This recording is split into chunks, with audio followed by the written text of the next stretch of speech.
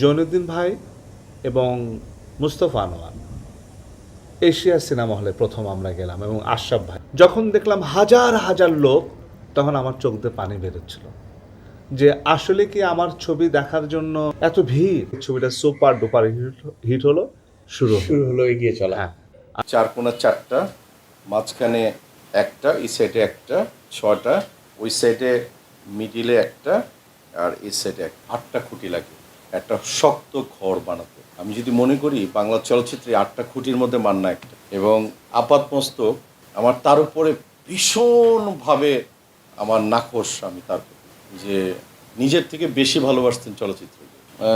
তার অসুস্থতার সময় কিছু অসুস্থতা উনি ফিল করতেন, আমি বলতাম যে আপনি একটু ভালো ডাক্তার দেখান, দেখান। উনি তো আবার একটু কলকল ল্যাঙ্গুয়েজে একটু কথা বলতেন টাঙ্গাইলে। না দূর মিয়া চলো। একবার আমি গুলশানও নিয়ে গেছিলাম তাকে।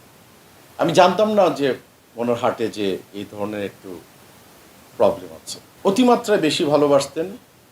ওনার ফ্যামিলি কি জিনিস, এর মধ্যে থেকে সিয়ামকে বড় করেছেন, ভাবিকে সেই করেছেন, এবং চলচ্চিত্রের জন্য ভাবতেন। সে ভীষণভাবে পলিটিশিয়ান ছিল, সেটা ভালো, এবং এই চলচ্চিত্রের মঙ্গলের জন্য করতেন। আর আপাতমস্তক মান্না সাহেব কিন্তু একদম 100% হিরোদের মধ্যে একটা ফিটেস্ট ছিল না। ফিটেস্ট বলতে তার থেকে কিন্তু আমরাই অ্যাডভান্স ছিলাম, কিন্তু আমাদেরকে ছাড়াই গেছেন। আমি মনে করব আমাদের চেয়ে অনেক অনেক বড় জায়গার একটি মানুষ।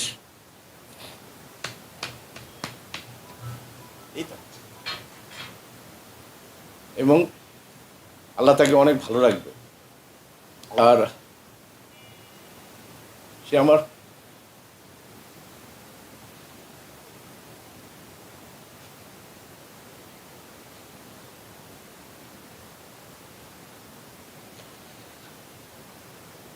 খুব কাছের বন্ধু তো, এবং বড় ভাই, বন্ধু, একসাথে কাজ করেছি।